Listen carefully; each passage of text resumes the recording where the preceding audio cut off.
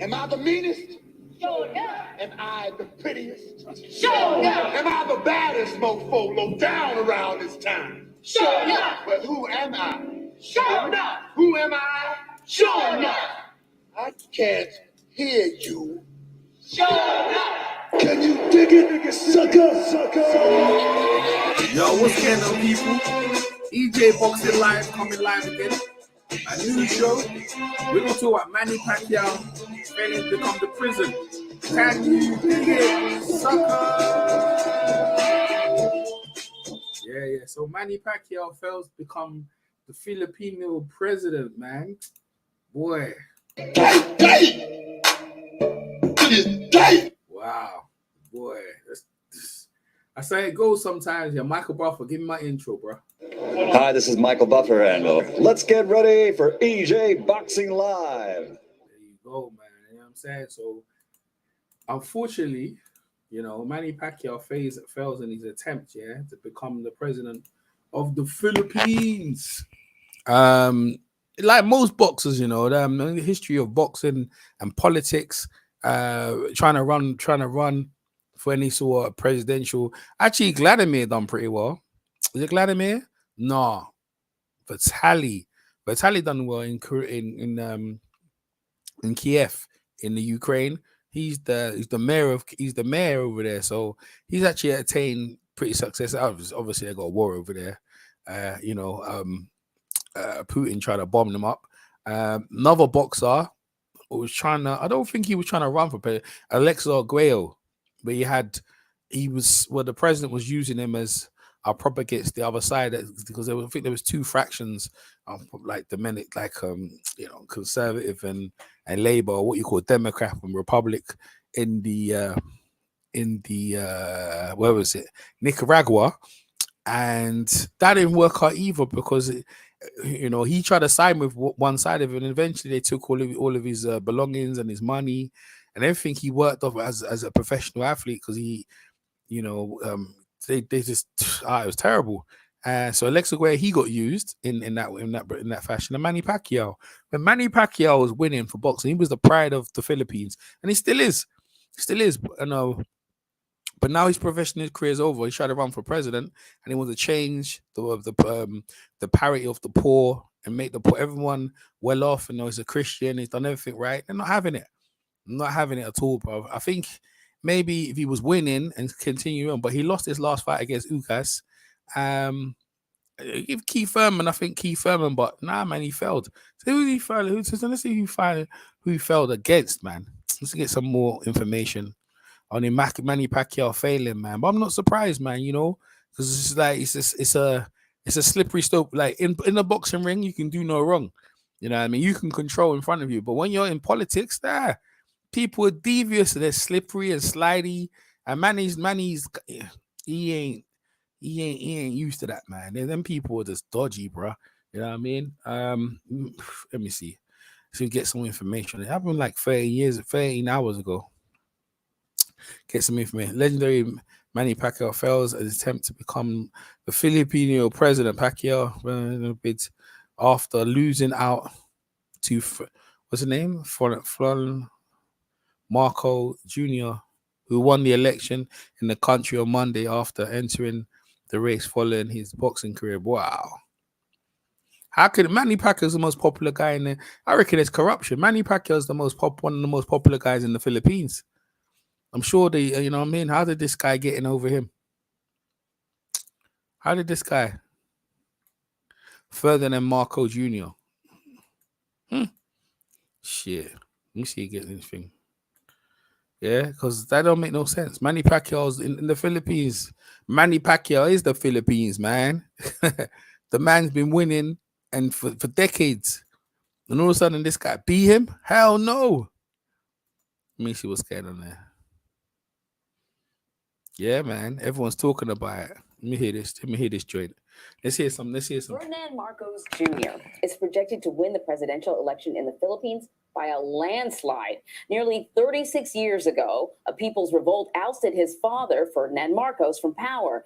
And now, after yesterday's election, it appears Marcos Jr. holds more than double the amount of votes of his closest opponent. Wow. So Liz Palmer has been following this Over story Manny for us and Pacquiao. is here to discuss. Wow. Liz, anyone who knows the history of the Marcoses in the Philippines will be flabbergasted at this turn of events Yeah. if you haven't been paying attention, which I have not. What I learned since, though, is that Marcos Jr. has actually been in politics for a while in the Philippines. So who is he? Yeah. Who is he?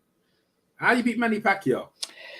Well, he is the son of probably the most famous and maybe infamous dynasty in Philippine politics. His mother is Imelda Marcos, who was the first lady of the Philippines and famously had many thousands of pairs of shoes, which were discovered by angry crowds who overran the palace in 1986 and forced the Marcoses not only out of power, but to leave the country. Wow. Ferdinand Marcos Sr. died 3 years later at the end of the 80s. And the family was determined to come back to the Philippines. They did manage to return, and they have since been very carefully reconstructing their credibility.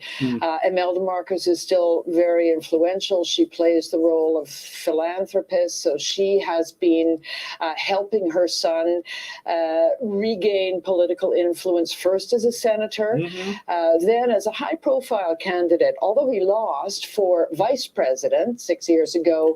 And now, as you said, it looks as if he's going to be an absolute slam dunk for the president of the Philippines.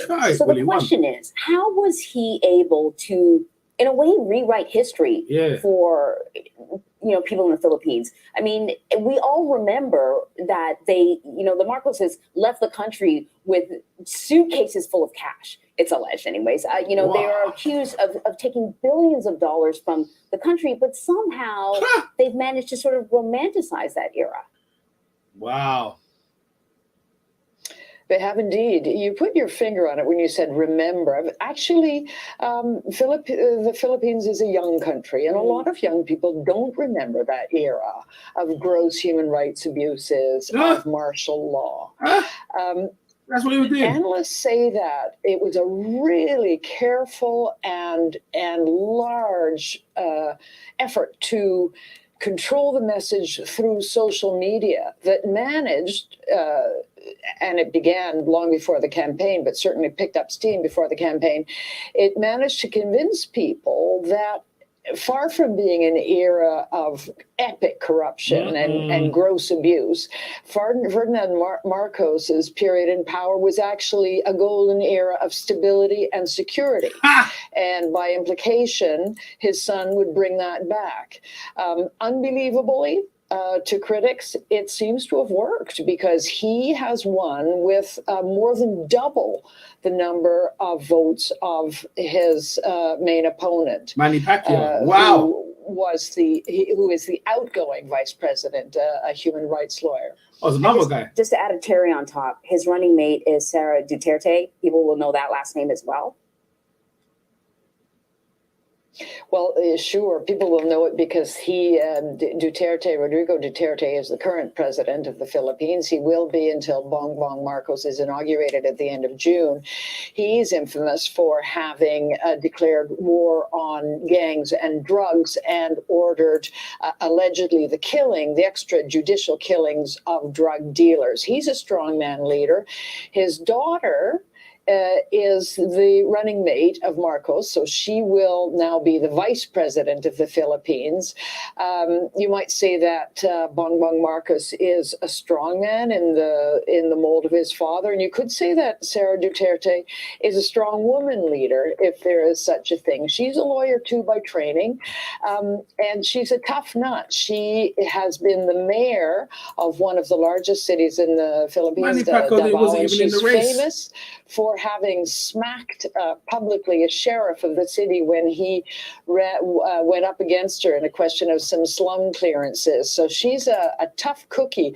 But I think crucially, you need to think of her as the daughter of a political dynasty, having joined forces with the son of another political dynasty. They are going to wield tremendous power, and analysts, particularly critical ones, say that we could be witnessing the return of an era of corruption and the kind of crony politics that we saw under Ferdinand Marcos Sr. back in the 80s. Oh, Wow. dear. It is remarkable. If you wrote it as a movie script, people would say it's not believable enough. Really something. Liz, thank you very much. Wow. See that there? Pacquiao, man. The corruption, you see? This is what I'm saying to you, bro. Didn't matter. All the good things Pacquiao done. They lost to this guy here, man. Imagine that. They'd rather put this guy in there. I'll see what Manny Pacquiao has to say himself. The people have spoken. Tapos na ang halalan, kaya bigyan naman natin ng pagkakataon ang pagkakaisa para sa kapayapaan at kaunlaran ng ating Pacquiao's bansa. speech to the people. My decision to run was driven by my utmost desire to serve the country and uplift the lives of poor Filipinos. Bilang isang boxer at atleta, marunong akong tumanggap ng pagkatalo. Sana lang, kahit talo ako sa laban na ito, panalo pa rin ang mga kapwa ko Pilipino, yung mga nagiging. Yeah, it was rigged. Huwag po kayong mawala ng pag-asa dahil hindi po tayo pababayaan ng ating Panginoon. Sa aking pamilya, lalo na sa aking asawa na si Jinky, na naging kasama ko sa buong kampanya. Salamat sa pag-uunawa at suporta at sa pagmamahal. It's a shame, man. Mahal na mahal ko kayong lahat. Sa ating susunod na Pangulong Bongbong Marcos, ako ay nananalangin para sa tagumpay ng inyong administrasyon na maraming mga mahihirap ang maiangat ang buhay at matulungan. Sa ngayon ay gagamitin ko ang pagkakataon upang magpahinga at mabigyan ng mas mahabang oras ang aking pamilya. I will definitely continue my mission to help our people through the Manny Pacquiao Foundation. Hindi ko tatalikuran ang pagsiservisyo para sa bayan at para sa mga kasama kong mahihirap. Patuloy po nating mahalin ang Pilipinas. Sama-sama po nating iangat ang dangal ng bawat Pilipino. Maraming salamat po mga kababayan sa pagkakataong ito. Mahal na mahal po kayo ni Manny Pacquiao, anuman ang mangyari. Yan po ang aking puso na tunay na may malasakit sa mga naghihirap na tao. Maraming salamat po at naway ingatan po kayo palagi ng ating mahal na Panginoon. That's a shame, man. Manny didn't get it, man. Shame, Manny. See, oh, it's a shame. That's how it goes, man. Let me see what else they're saying out here. The new president.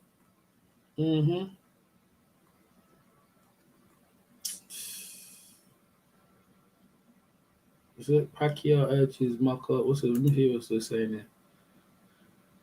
Sana mag-attend siya dahil para hindi mapahiya yung mga supporters niya. Siyempre, kakansap. They'd rather take a dictator's son, rather than over Manny Pacquiao. My gosh. Jeez. Manny Pacquiao, he wasn't even in the race. They said it was a blowout. I reckon it was corruption, man. How's this guy more popular than Manny Pacquiao? I don't know, man.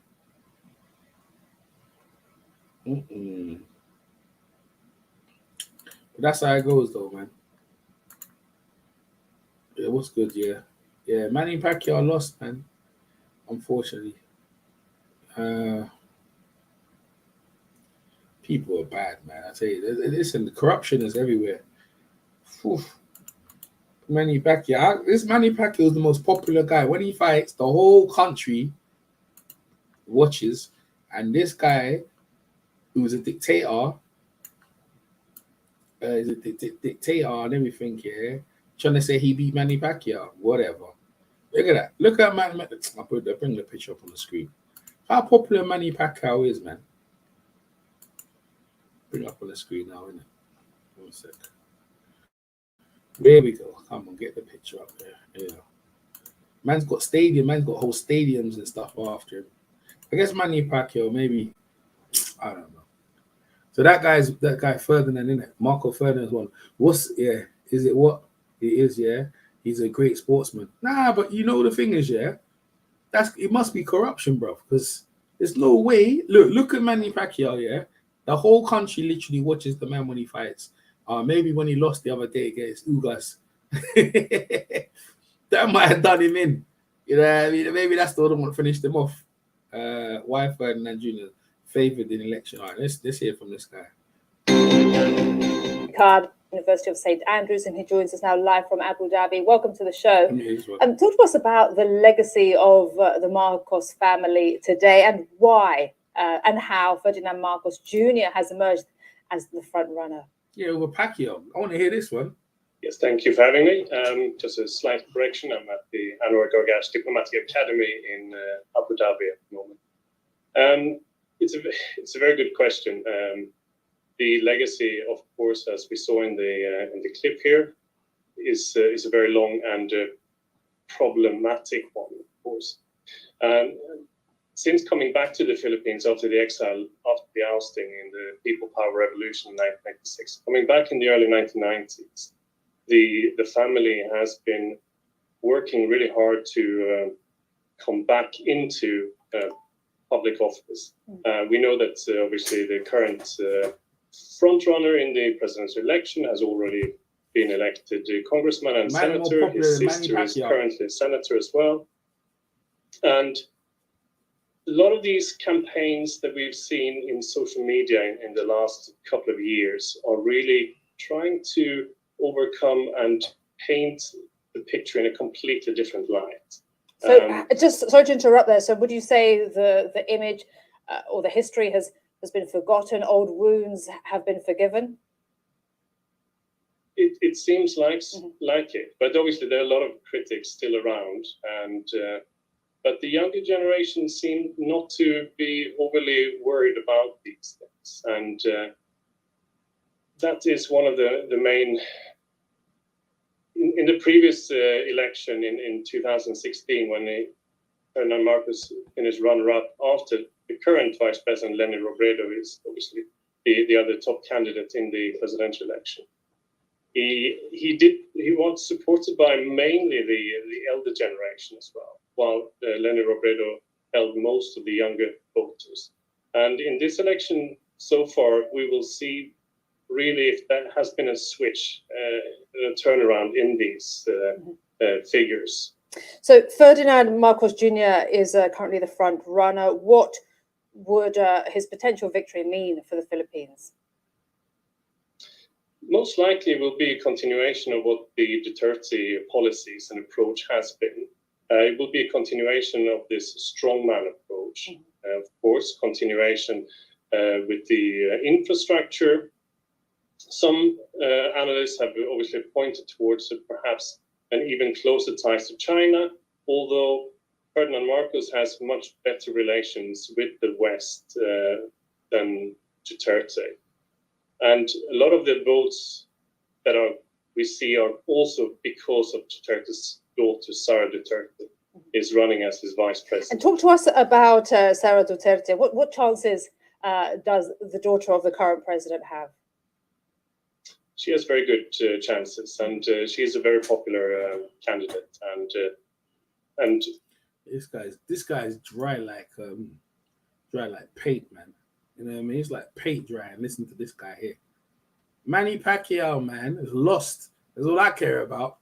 The man, the Pac-Man, has lost his last fight, and he lost an election. I guess he can try run again. Oh, someone's saying about the corruption. Okay, let me hear this one.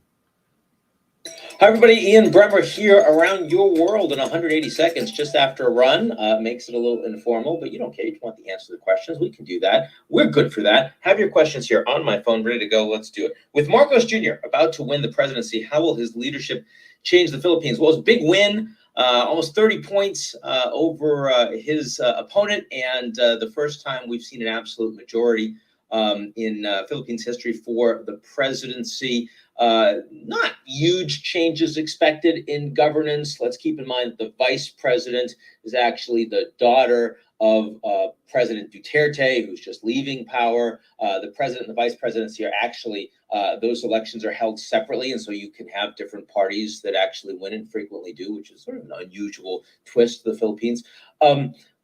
Pro foreign direct investment, generally pro markets, a little bit more of a U.S. and Western tilt as opposed to Duterte, whose military really was skeptical of China, but he personally was more engaged with Beijing. The big question is, what's the cabinet going to look like? How independent, how technocratic, or is there going to be a lot of corruption, a lot of kleptocracy, keeping in mind that Bongbong, the new president, is the son of Ferdinand and Imelda Marcos, who were drummed out for extraordinary abuse of power in the Philippines before. So that's what everyone's going to be watching.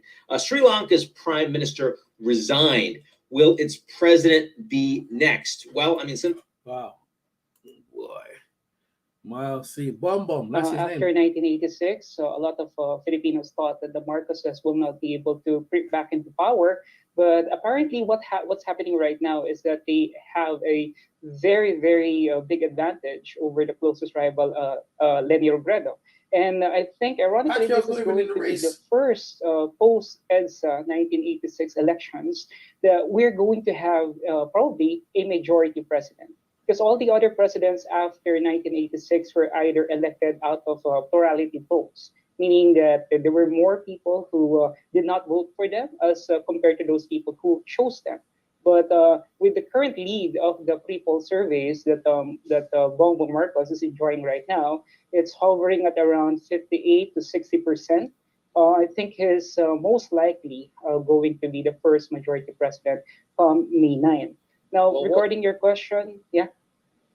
Yeah, I mean, the question was, I mean, what explains his popularity? I mean, does the population not remember Ferdinand Sr. and the Marcos regime, or do they remember and want it back? Yeah, I think one of the explanations there is primarily because there was the apparent failure of the liberal democratic reform. The regimes after EDSA, I believe, failed to capitalize on the promises of the revolution. And so that allowed the Marcoses to actually creep back. Another thing I believe is that the campaign message of Bongbong Marcos is very, very plain and simple and very easy to digest and understand. His message of unity, I believe, resonates very well with the public. And this is in direct contrast to the campaign that is being waged by the opponent, Vice President Leni Robredo, which is more aimed at mudslinging and smear campaign and attacks on the persona of the erstwhile frontrunner. So I believe that these are some of the reasons why he is able to creep back to power, not to mention the Duterte factor, because the President Duterte still has or commands a very, very wide following.